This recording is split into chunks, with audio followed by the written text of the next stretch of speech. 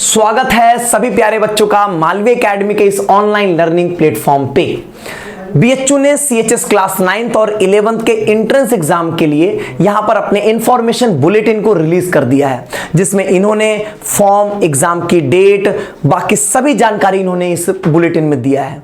आज के इस वीडियो में मैं आपको सीएचएस 9th और 11th के एंट्रेंस एग्जाम से रिलेटेड सारी इंफॉर्मेशन देने वाला हूं, जिसमें आपका फॉर्म कब आएगा, एग्जाम कब होगा, पेपर पैटर्न क्या होगा, eligibility criteria, number of seats, सारी बातचीत मैं इस वीडियो में आपके साथ करने वाला हूं। और मालवी एकेडमी सीएचएस 9th और क्लास 11th के तैयारी को लेकर एक बहुत ही बड़ी अनाउंसमेंट बहुत ही जल्द करने वाला है। ध्यान से देखेंगे इस वीडियो को और एक एक बात को समझेंगे। सबसे पहली चीज, बीएचयू जो है वो यहां पर आपके क्लास 9th और 11th के लिए ही यहां पर एंट्रेंस एग्जाम करवाता है। 6th के लिए यहां पर जो वो लॉटरी बेसिस पे एडमिशन होगा।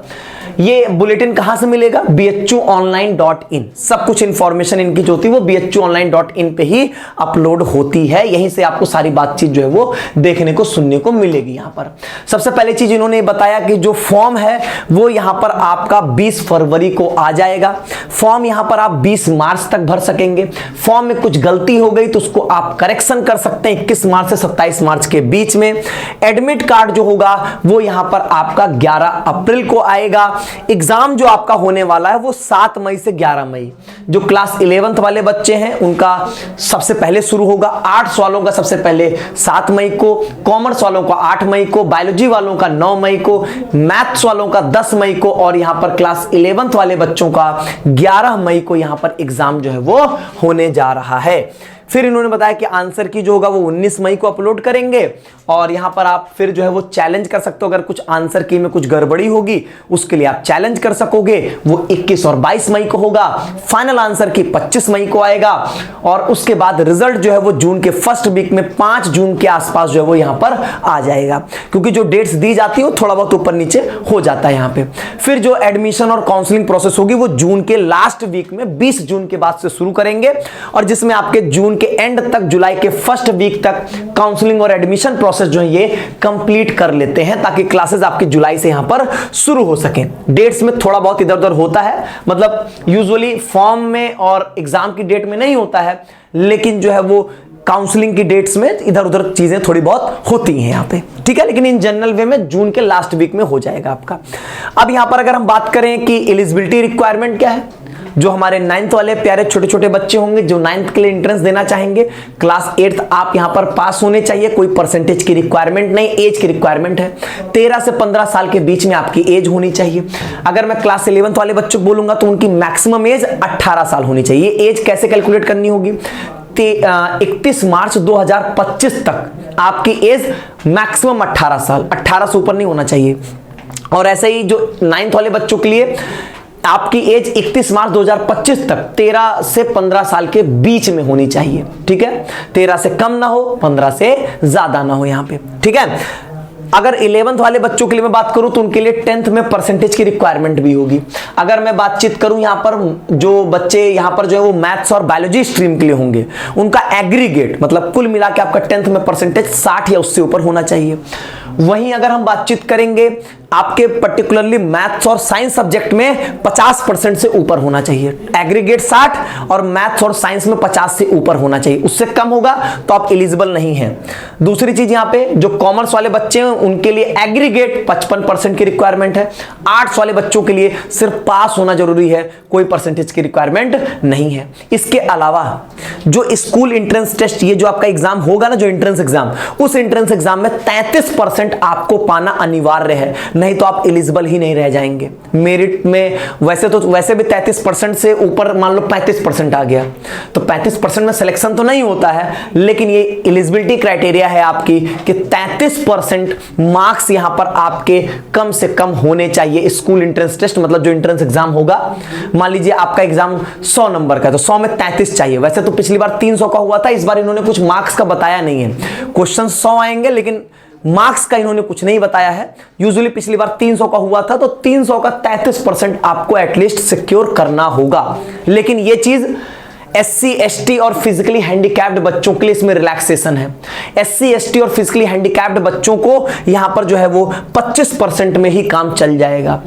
33% BHU एम्प्लॉय वार्ड जो होंगे, मतलब जो जिनके माता या पिता जो है वो BHU में एम्प्लॉय होंगे, उनके लिए यहां पर भी ये 33% की रिक्वायरमेंट है। इवन जो ये क्राइटेरिया है वो उन्हीं के लिए दिक्कत करेगा, बाकी किसी के लिए दिक्कत नहीं करेगा। यहां पर इधर देखिए नंबर ऑफ सीट्स क्या है। CHBS मतलब central Hindu boys school, CHGS central Hindu girls school. अगर CHBS की बात करें तो 9th में 100 सीट है, मैथ्स स्ट्रीम में 38 + 50, इसका मतलब क्या हुआ, 50 सीट बाहरी बच्चों के लिए है जो यहां पर एंट्रेंस एग्जाम के थ्रू आएंगे। देखो दो तरीके के बच्चे होंगे यहां पर 11th क्लास के लिए, एक तो इंटरनल बच्चे जो कि क्लास 10th में पढ़ रहे होंगे CHS में ही, और एक बच्चे जो बाहर से एंट्रेंस एग्जाम के थ्रू आएंगे। ठीक है, तो 50 सीट बाहरी बच्चों के लिए है यहां पर, ठीक 50 सीट। और ये जो 38 सीट है इसमें से जो 19 सीट होती है वो BHU एम्प्लॉय वार्ड्स के लिए वो रिजर्व होती है। ठीक है, और बची हुई 19 सीट जो होगी वो बाहर से जो आने वाले मतलब बच्चे होंगे वो उन्हीं के लिए होगा, मतलब जो बाहर से बच्चे एंट्रेंस एग्जाम के थ्रू आ रहे हैं उनके लिए। एक तरीके से 50 + 19 आपके लिए रहेगा, 69 सीट एक तरीके से। ठीक है, मैथ स्ट्रीम वाले बच्चों के लिए। बायोलॉजी स्ट्रीम में 25 सीट होगी, आर्ट्स स्ट्रीम में 12 होगी, और कॉमर्स स्ट्रीम में सिर्फ यहां पर आपकी 12 सीट्स आपके लिए अवेलेबल होगी, जो भी एंट्रेंस एग्जाम से आने वाले बच्चे हैं यहां पर। गर्ल्स में 9th में 30 सीट है, मैथ्स में 17 सीट है, 11th बायोलॉजी में 16, आर्ट्स में 45 और कॉमर्स में 25 सीट यहां पर अवेलेबल है।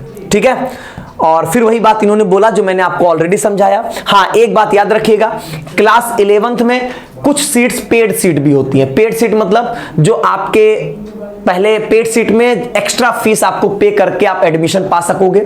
जब रेगुलर सीट्स खत्म हो जाती है तो पेड सीट शुरू होती है, तो पेड सीट की कट ऑफ थोड़ी कम होगी रेगुलर सीट से, लेकिन इसका मतलब नहीं बहुत कम हो जाता है, ऐसा कुछ नहीं होगा।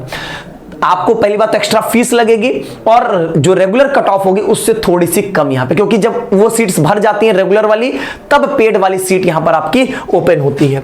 और जिसमें अगर आप देखोगे तो यहां पर 20 सीट जो होगी वो मैथ्स ग्रुप में होगा, बायोलॉजी ग्रुप की यहां पर 10 सीट होगी, आर्ट्स ग्रुप में 5 सीट और कॉमर्स में 5 सीट, मतलब उसके एक्स्ट्रा में 50 एक्स्ट्रा सीट्स आपके हैं ही मैथ्स वाले बच्चों के लिए। अगर मैथ्स वाले बच्चों के लिए बात करें तो 50 सीट आपके पास थी ही, एंट्रेंस जो होंगे 19 इसमें से मिल जाएगा, और 20 आपके यहां पर पेड सीट वाली मिल जाएगी यहां पे। ठीक है, और फिर यहां पर अगर हम बातचीत करें तो जैसे कि मान लीजिए अगर इंटरनल वाले बच्चे जो मतलब ऑलरेडी CHS में है 10th में, अगर वो 11th में नहीं लेते हैं एडमिशन, सीट वैकेंट हो जाएगी, तो वो भी आपके लिए यहां पर अवेलेबल हो जाती है, वही वेटिंग लिस्ट की वहां पे काउंसलिंग में आएंगे भी। अगर सिलेबस की बातचीत करें तो 9th का जो पेपर होगा वो 100 MCQ का होगा, हिंदी, इंग्लिश, मैथमेटिक्स, साइंस और सोशल साइंस, मतलब Hindi, English, math, science, social science से क्वेश्चंस आपके यहां पर बनेंगे।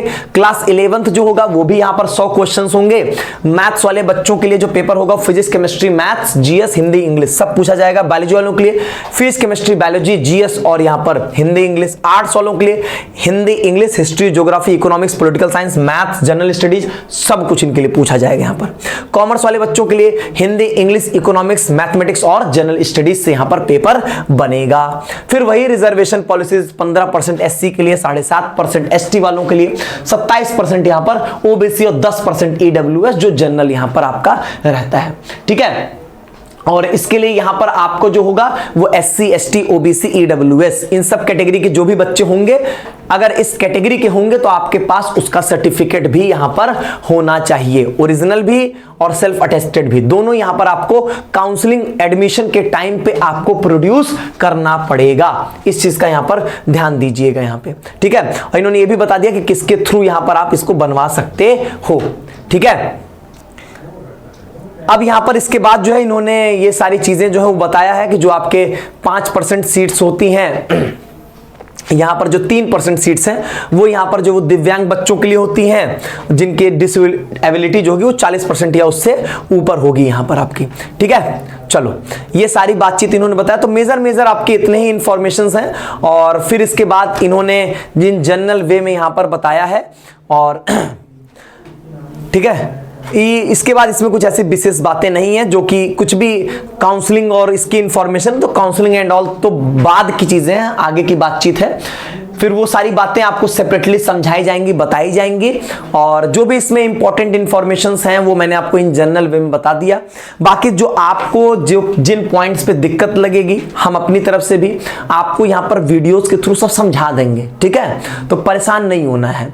जो भी आपको लगे कि हाँ मुझे ये दिक्कत है, नहीं समझ में आ रहा, कमेंट बॉक्स में बताओगे, उसकी वीडियो आपको मिलेगी यहाँ पे, ठीक? बिल्कुल भी पैनिक नहीं होना, परेशान नहीं होना है, ठीक है? चलो, तो आज की वीडियो में बस इतना ही। बाकी हम लोग फिर मिलेंगे और सभी तरीके की इंफॉर्मेशंस, या हम अपने क्लास 9th और 11th की यहां पर तैयारी किस तरीके से करें, उन सभी चीजों की इंफॉर्मेशंस, और साथ ही साथ आपकी तैयारी, सब कुछ आपको यहां पर मालवी एकेडमी कराने जा रहा है। बहुत बहुत धन्यवाद।